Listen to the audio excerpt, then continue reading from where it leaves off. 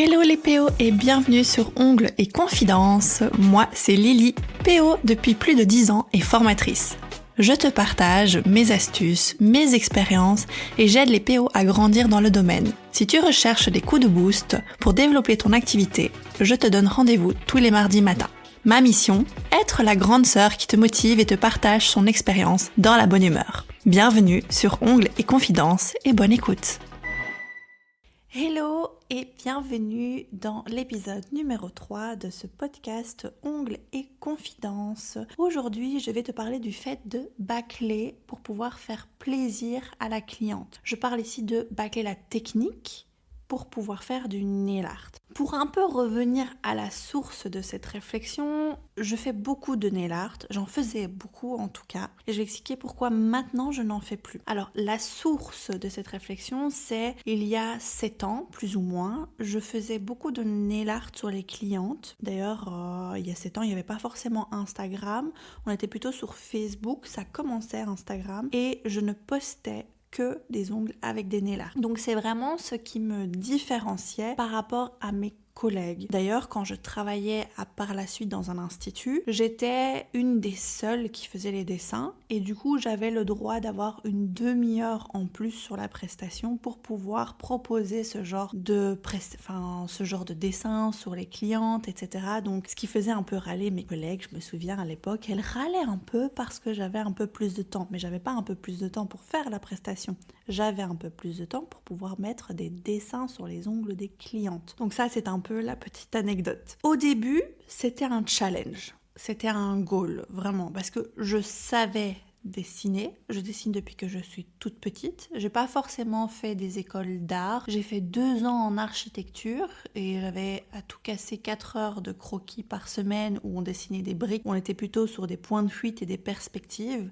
Peut-être que ça m'a aidé pour les formes, pour la visualisation des formes et la structure des ongles. Mais en tout cas, pour ce qui est du pur dessin, ça ne m'a rien apporté. Je savais déjà dessiner avant. Et donc, le nail art sur les ongles, c'était vraiment un challenge personnel. Est-ce que je vais y arriver? Parce qu'on est quand même sur même pas 2 cm de large et la longueur en fonction des ongles de la cliente, évidemment. Donc, est-ce que je suis capable de le faire? Est-ce que ça va plaire? Est-ce que le résultat sera bon? Combien de temps je vais mettre? Au début, tout ça est assez flou, assez vague et c'est vraiment un challenge, un goal à atteindre, quelque chose à faire. D'ailleurs, on commençait avec des choses simples, comme des flocons, des toiles d'araignée, des arabesques. Non, je crois que les arabesques, j'en ai jamais fait. Je mens là.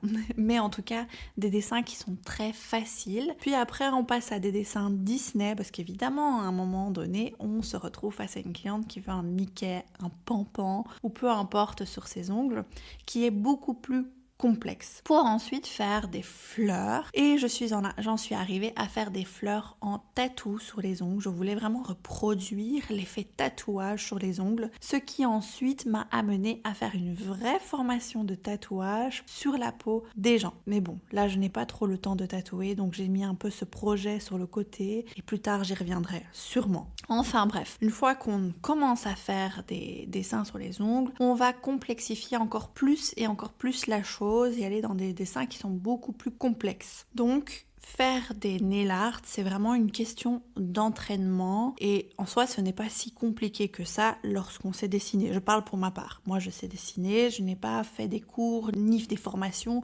où on m'a appris à dessiner sur des ongles. Par contre, ce qui était le plus long finalement, ce qui prend vraiment le plus de temps, c'est pas en soi de faire un dessin sur un ongle, mais c'est de faire une composition. C'est-à-dire qu'une personne ne vient pas avec l'idée de faire une couleur unie et puis juste un dessin sur un ongle. Non, la personne veut un doigt avec tel dessin, un autre doigt avec un autre dessin, ensuite elle veut des strass, elle veut des paillettes, elle veut un ombré, elle veut un ombré en dessous d'un dessin. Donc c'était vraiment cet aspect-là dans le nail art qui prend vraiment le plus de temps. C'est de devoir déjà réfléchir à ce qu'on va mettre sur chaque doigt pour que ce soit harmonieux et que l'ensemble se combine bien. Donc choisir des paillettes en fonction du dessin qu'on va faire. Mais aussi, on a des personnes qui ne veulent pas avoir 2 mains identiques. Donc il faut faire un dessin sur une main, mais il faut faire un tout autre dessin sur l'autre main qui évidemment sera dans les mêmes tonalités, dans le même thème, etc. Mais c'est complètement un autre dessin. Alors que c'est beaucoup plus rapide de faire les deux mains identiques parce qu'on fait une chose sur une main et le temps de mettre dans la lampe, on passe à l'autre main et on fait exactement la même chose avec les mêmes couleurs. On reproduit juste le geste 2 fois. Alors que si on fait 2 mains différentes, on fait un geste sur une main et on produit un tout autre geste sur l'autre main. On va choisir d'autres couleurs, donc on va devoir nettoyer notre pinceau à chaque fois qu'on change de main. Donc ça, c'est vraiment quelque chose dans le nail art qui prend le plus de temps. C'est pas seulement de faire un dessin, mais c'est de devoir faire une composition. Encore plus si la composition, elle est différente sur une main et sur l'autre. Mais au final, quand je regardais mes poses, j'étais frustrée. J'étais frustrée par le résultat final, pas forcément par le dessin, même si j'avoue que j'étais frustrée par la qualité de mon dessin. Quand on sait dessiner sur une feuille, quand on sait peindre, après sur un ongle en nail art, on ne fait pas dans la précision. Je m'explique. Sur une cliente, c'est pas toujours évident. On est stressé, on a un timing, on a une cliente qui après un petit temps, commence un peu à se lasser, à s'ennuyer et donc à bouger. Même la respiration, c'est quelque chose que nous, quand on dessine, on le sent. On sent les mouvements de respiration. Le pire, c'est les tapotements sur le téléphone pour écrire un message. Cela, on les sent encore plus. Donc, c'est compliqué de faire un dessin avec une pression, avec un stress, avec un timing. Par contre, quand on fait un dessin sur une feuille ou qu'on fait un dessin sur un tips, comme par exemple pendant le confinement, on a beaucoup fait des dessins sur des tips, c'était beaucoup plus facile parce qu'on n'avait pas de timing, on n'avait pas quelqu'un qui nous regardait faire, donc on était vraiment dans une bulle. D'ailleurs, quand on dessine ou on peint, on est vraiment dans une bulle et on ne se met pas de pression. Donc vraiment, on y va à son aise. Et si on a envie d'effacer un trait parce qu'il est un peu trop épais ou il est un peu bavé, on va l'effacer. Tandis que sur une cliente, on va l'effacer une première fois, mais une deuxième fois, on va pas le faire. Une troisième fois, on va pas le faire. À un moment donné, on commence à perdre patience parce que ce trait, il est épais ou il n'est pas droit, mais pas parce que nous ne l'avons pas fait droit, mais parce que la cliente commence à se lasser, commence à fatiguer ou qu'elle bouge. Simplement, elle respire. Et on ne peut pas demander à quelqu'un de rester aussi longtemps statique. Donc, nos dessins qu'on va faire sur les ongles ne seront jamais à la perfection. Ils ne seront pas, quand on sait dessiner, en tout cas, on a cette frustration et on se dit qu'on aurait pu mieux faire. Donc, aujourd'hui, j'ai arrêté le dessin à main levée en clientèle. Ok, parfois je cède, j'en fais une, mais elle reste assise, parfois même plus que 4 heures.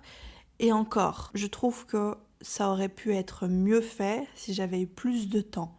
Mais même moi, ça me fatigue de rester aussi longtemps sur une cliente parce qu'au moment du nail art, on a déjà fait 1 heure, voire 2 heures de prestation au préalable, non-stop, sans s'arrêter, avec une concentration du début à la fin. Et on est déjà fatigué au moment où on arrive à notre petit pinceau d'1 millimètre et qu'on doit faire des dessins. Pourquoi j'ai arrêté ? J'ai remarqué que pour pouvoir faire ce que la cliente me demandait, vraiment les dessins, parce que ça a été de plus en plus complexe dans les demandes de mes clientes, il fallait que je bâcle ce que je faisais en dessous. Quand je dis bâcler, c'est-à-dire que si c'était le moment de redresser les ongles, mais que la cliente voulait vraiment du nail art, je ne redressais pas les ongles, parce que je savais que mon redressement allait me prendre une demi-heure, voire 1 heure en plus de prestation et que du coup ça allait m'enlever 1 heure de prestation nail art. Donc je ne me voyais pas lui enlever ce timing alors que la cliente est venue avec une idée précise en tête. Parfois certaines acceptaient, elles me disaient ok, aujourd'hui on redresse, je choisis une couleur simple et la prochaine fois du coup on fera un dessin. Mais ce n'est pas le cas de tout le monde. Et du coup je bâclais, que ce soit la forme, que ce soit l'architecture, le limage, peu importe, même les cuticules parfois, je ne faisais pas à fond parce que je savais que sinon j'allais perdre du temps et ne pas avoir assez de temps pour pouvoir dessiner sur les ongles de la cliente. Sachant que juste la réflexion de la cliente sur ce qu'elle veut exactement sur ses ongles, et je parle pas juste d'un dessin, c'est ok, je te fais un ongle avec ce dessin-là, mais sur l'autre doigt on fait quoi ? Ah ok. Et sur l'autre doigt, qu'est-ce qu'on fait aussi ? Et qu'est-ce qu'on rajoute ? Et puis après, non, on aime un peu moins. Ça aussi, ça prend du temps.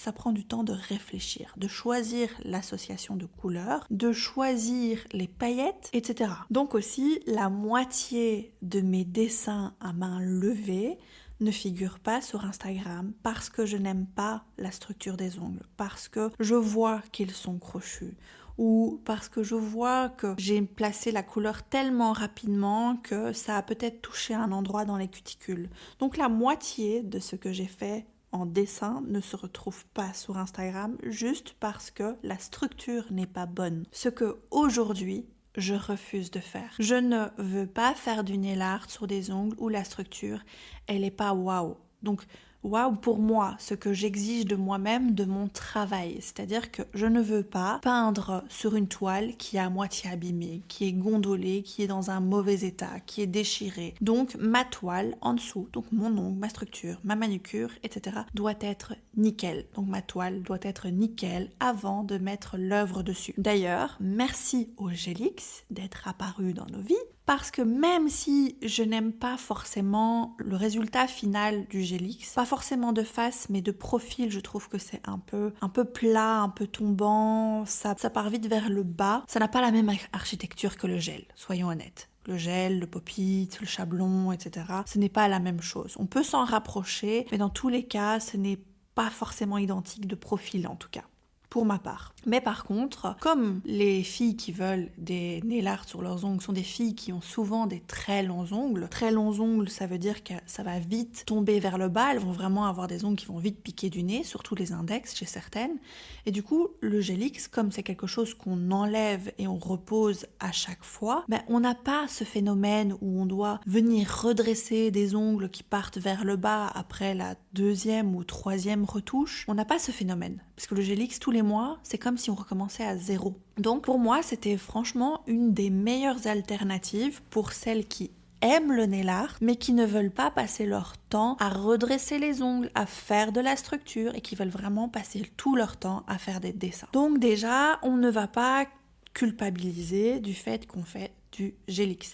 J'entends beaucoup de filles dire « Oui, mais si elle pose des capsules, ce n'est pas une nail artiste. » Alors déjà, on va dire qu'il y a deux catégories. Il y a celles qui sont dans la structure, qui sont dans la technique. Et quand je parle dans la technique, ce sont des filles qui font super bien le chablon, qui font super bien le renfort sur ongles naturels, qui font super bien toutes ces choses-là où on applique simplement une couleur et qui ne sont pas forcément douées en nail art. Et parfois, il y en a qui le sont quand même. Mais en tout cas, il y a les prothésistes ongulaires qui sont très techniques et puis il y a les prothésistes ongulaires qui sont très nail art. D'ailleurs, elles se placent plutôt comme étant des nail artistes et les autres comme des techniciennes, donc des filles qui sont dans la technique. Et il faut déculpabiliser de vouloir faire du Gelix. Le Gelix, c'est un support, comme le gel, comme peu importe, ça reste un support, mais qui est beaucoup plus rapide, moins contraignant niveau longueur, et du coup, on peut gagner du temps pour pouvoir faire des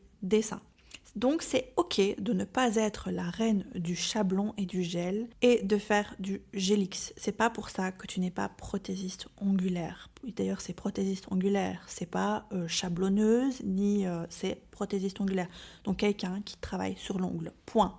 Par contre, je suis quand même moins fan de celles qui mettent juste une couche de couleur sur des capsules américaines parce que, ok, on va beaucoup plus rapidement, mais comme je l'ai dit moi-même, je n'aime pas forcément le rendu final du Gelix seulement de profil, de face. Ça ne me pose aucun problème, mais de profil, je suis un petit peu moins fan. Donc, celles qui mettent juste de la couleur, désolée si je vous dis ça, mais c'est mon propre avis et je l'explique pourquoi, c'est vraiment à cause de cette structure de profil.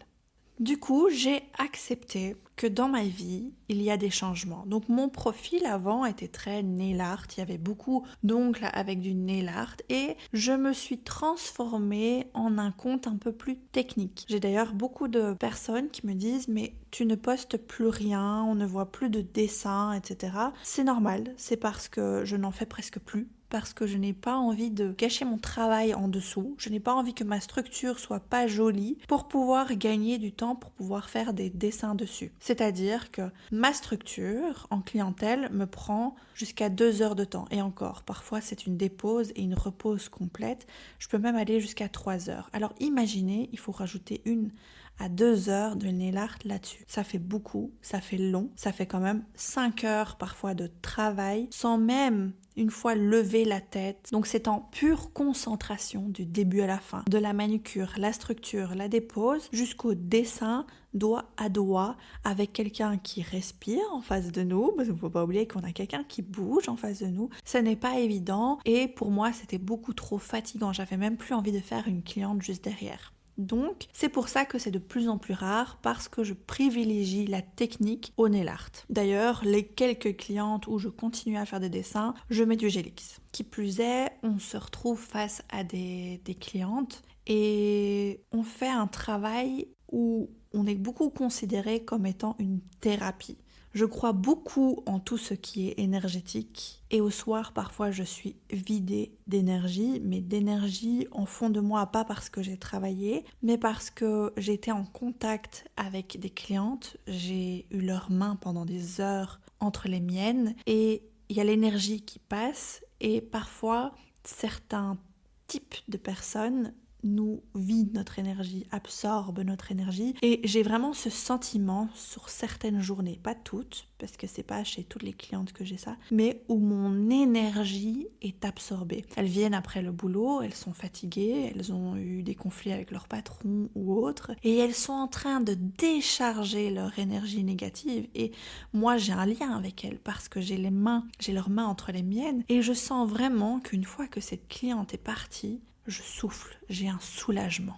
Donc voilà, en plus de faire ce travail pendant quelques heures qui est vraiment très intense et où on ne respire pas forcément, hein parce que quand on fait du nail art, on respire pas forcément, on retient notre respiration sur certains traits. En plus de ça, on se retrouve avec quelqu'un qui décharge son énergie sur nous parce qu'on est considéré comme une thérapie, parce qu'on a toujours été à l'écoute et ce n'est pas toujours évident. Donc voilà, c'était la petite parenthèse énergie. Plus, je pense que chacune ici qui écoute en ce moment ce podcast se souvient d'une pause qu'elle a fait ou qu'elle a vue sur Instagram, où elle s'est dit à première vue « Waouh, le nail art !»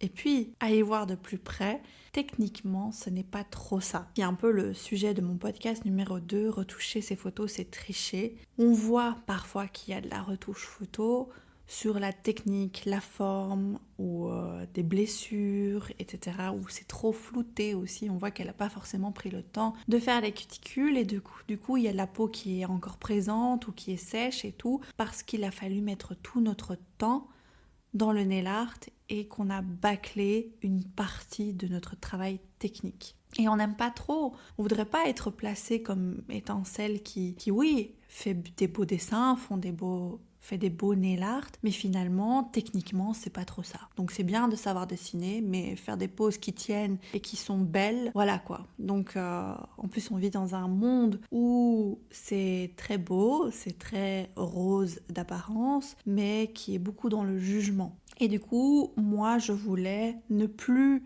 bâcler mon travail technique pour pouvoir faire du nail art. Dessiner, je sais faire, j'ai atteint mon goal, je suis capable, mais bon, je préférais quand même que ma technique soit nickel et même me former à la technique, en apprendre davantage et ensuite, si j'ai un peu de temps, rajouter des dessins dessus, à condition que ça ne me fatigue pas. Donc voilà pourquoi j'ai diminué le nail art pour ne plus bâcler, pour pouvoir faire plaisir. Donc si toi aussi tu te retrouves dans cette situation où pour faire plaisir à tes clients, tu fais le nail art mais tu bâcles beaucoup ta technique, ta structure en dessous et que tu n'apprécies pas ce genre de choses, commence à te former sur la technique, mais en plus de ça, discute-en avec tes clientes. Et je pense que ce qui m'a le plus aidé, c'est de dialoguer avec mes clientes et de leur dire « je vais quand même redresser tes ongles cette fois-ci et si tu veux, la prochaine fois, on fait des dessins. » Et petit à à petit, la cliente va s'apercevoir que les ongles déjà de 1 tiennent mieux, mais en plus de ça que c'est beaucoup plus joli. Et pour celles qui ne voient pas trop le côté technique, parce que ça arrive, il y a des personnes qui ne voient pas trop le côté technique, leur proposer des alternatives comme le Gelix et surtout ne pas culpabiliser, vous êtes toujours une PO même si vous mettez du Gelix. Merci à toi d'avoir écouté cet épisode jusqu'à la fin. Si tu as aimé ou si tu as des questions, tu peux me laisser un commentaire que je lirai avec plaisir. Pour ne rien manquer des prochains épisodes, abonne-toi. Tu peux aussi soutenir le podcast en le partageant autour de toi. C'est totalement gratuit et ça peut aider les copines dans le domaine. À très vite!